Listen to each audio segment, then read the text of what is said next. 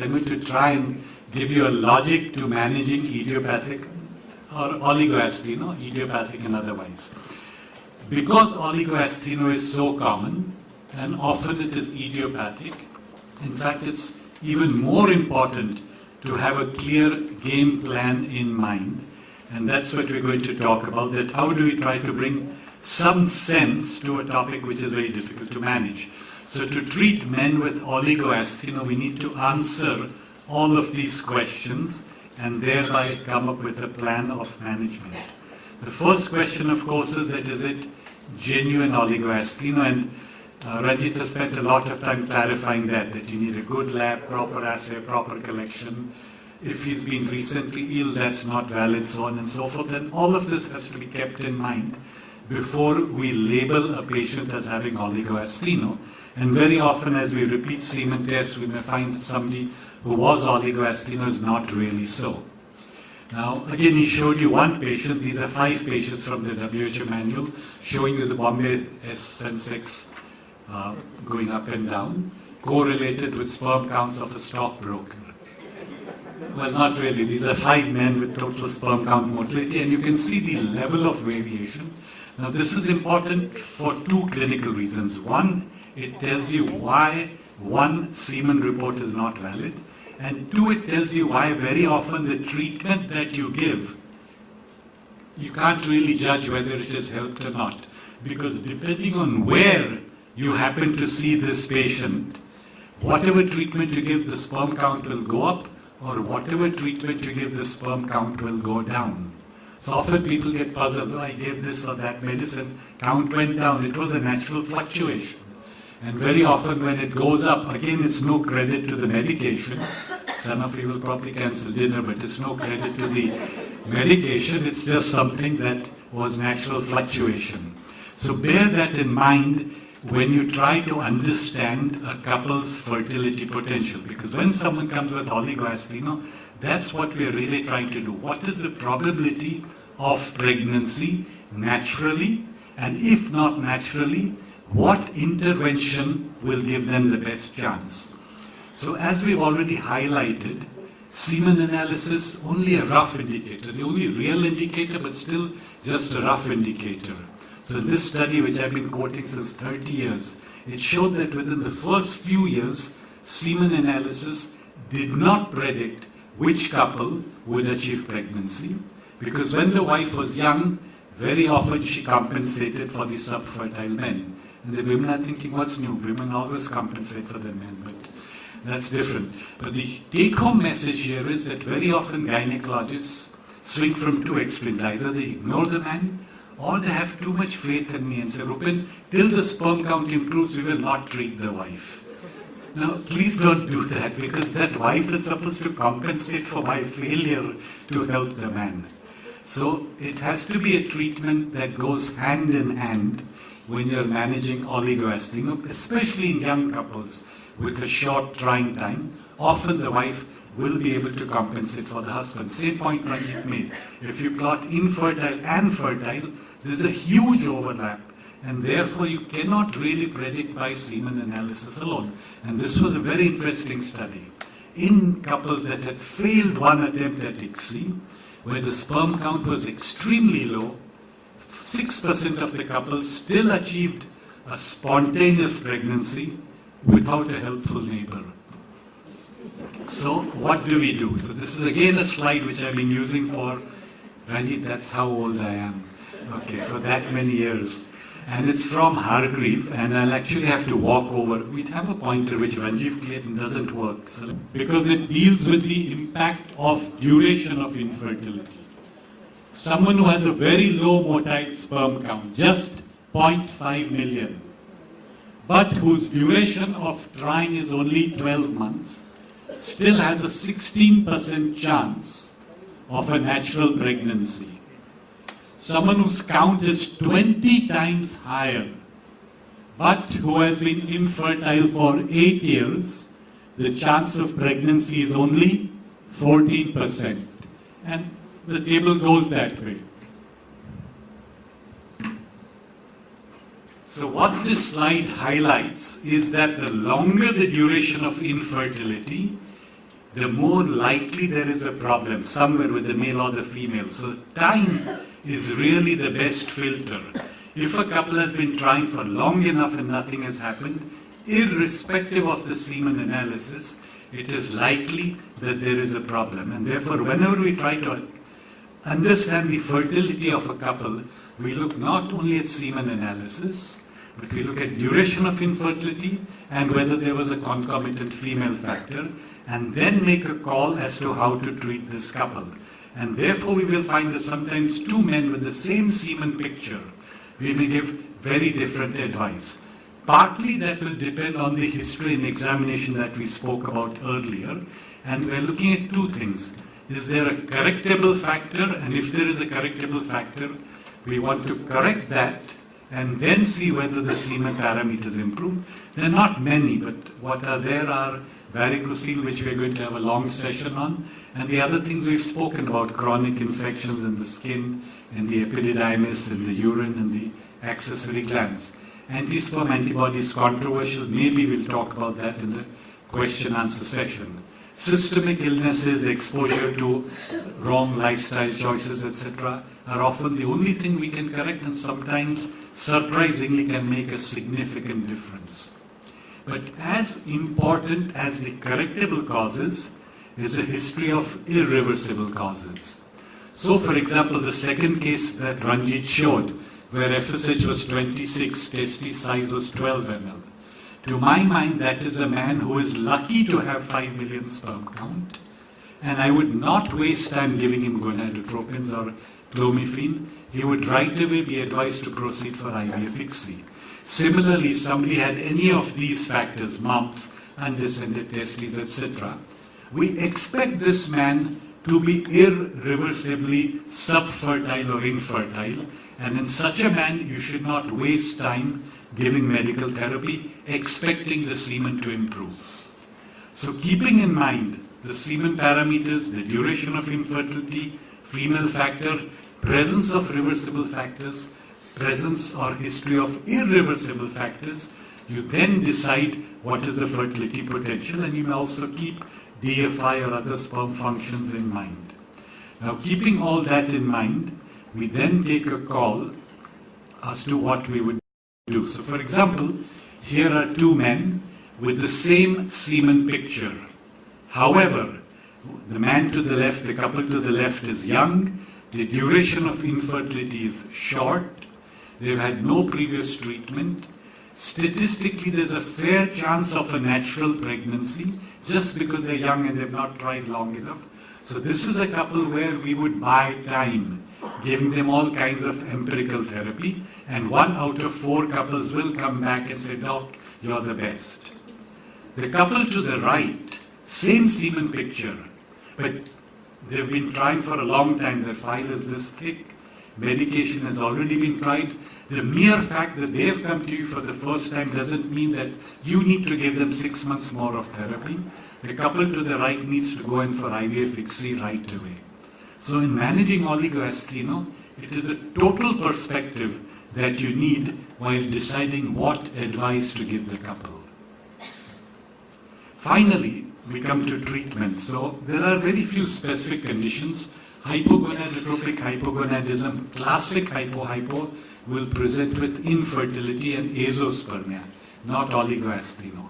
Rarely it's a partial hypo where there is less bioactivity, and they may have severe oligoastheno and may benefit. But that's a small percentage of the oligoastheno.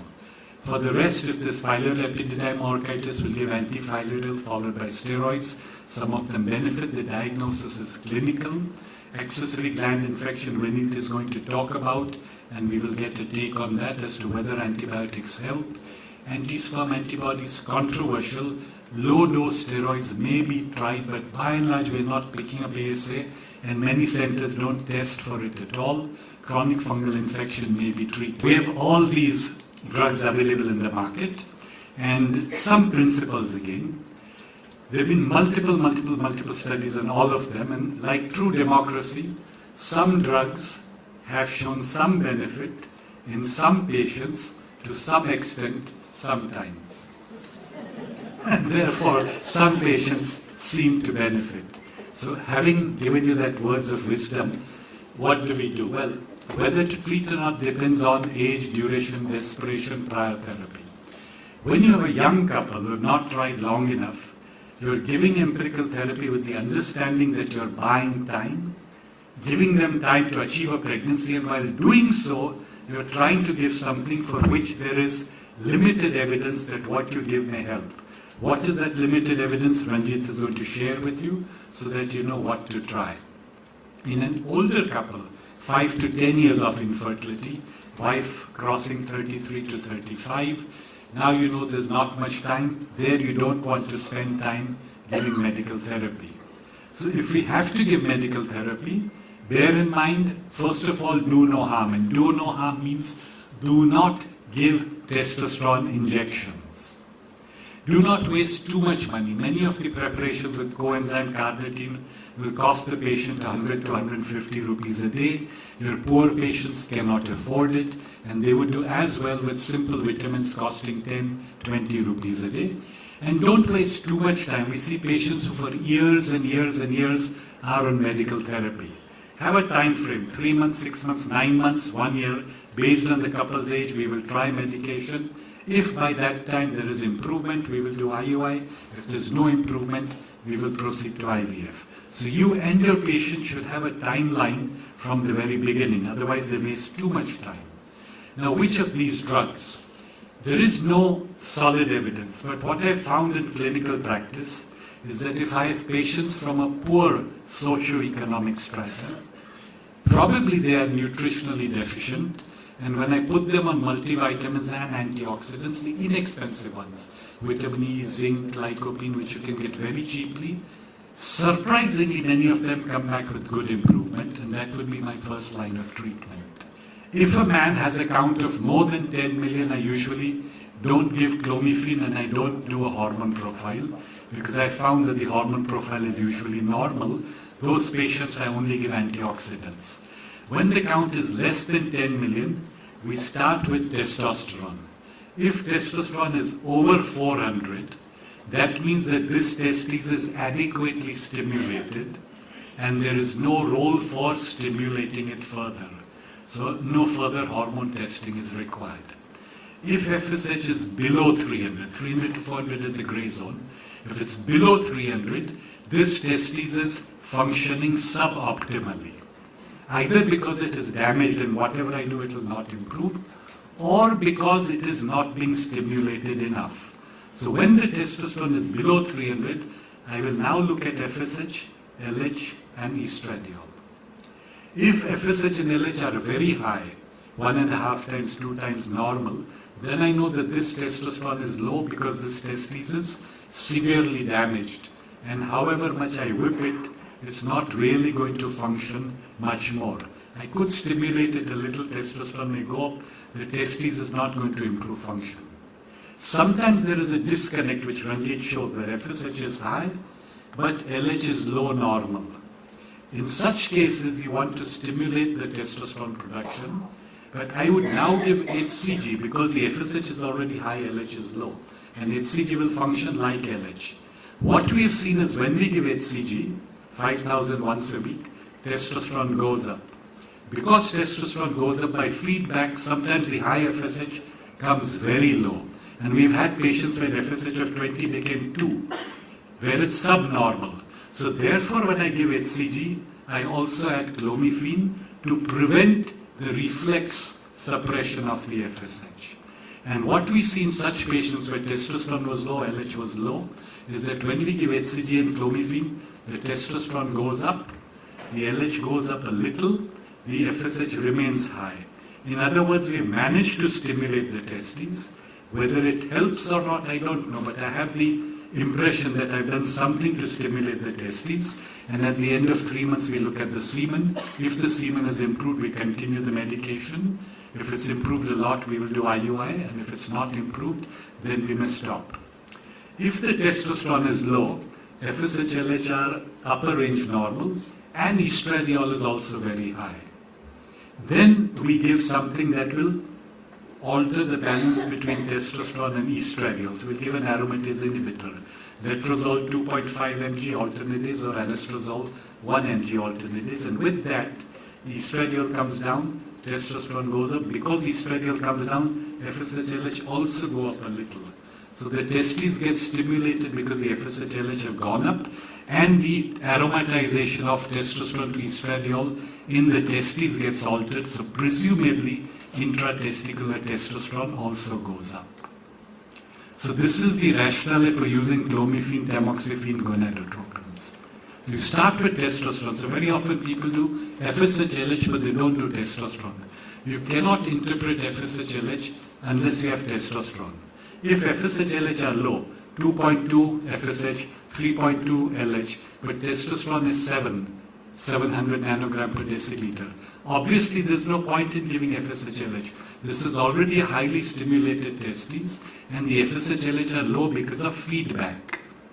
So the first thing is actually testosterone, and in light of the testosterone, we look at FSH, LH, estradiol, and then give any of these drugs, clomiphene, tamoxifen, gonadotropins, or an aromatase inhibitor.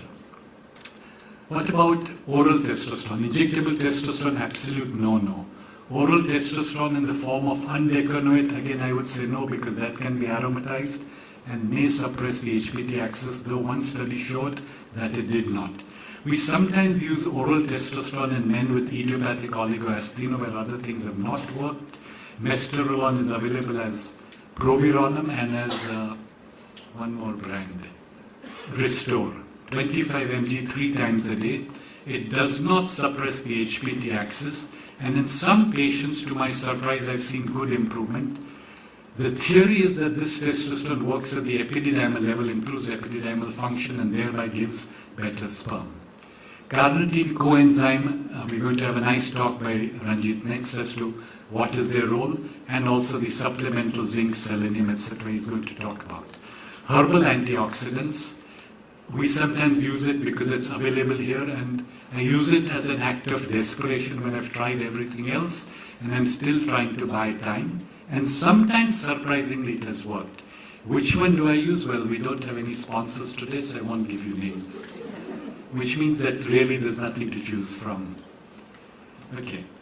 Finally, you've got your timeline. If in 1 year nothing has helped, then don't waste time. Take the couple to the next step, which would be IUI or IVF. So again, Dr. Durusha is going to talk on the role of IUI in male factor infertility, which is tricky because for pure male factor infertility, IUI is one of the less efficient modalities. So when to do, how to do, why to do, she'll discuss that.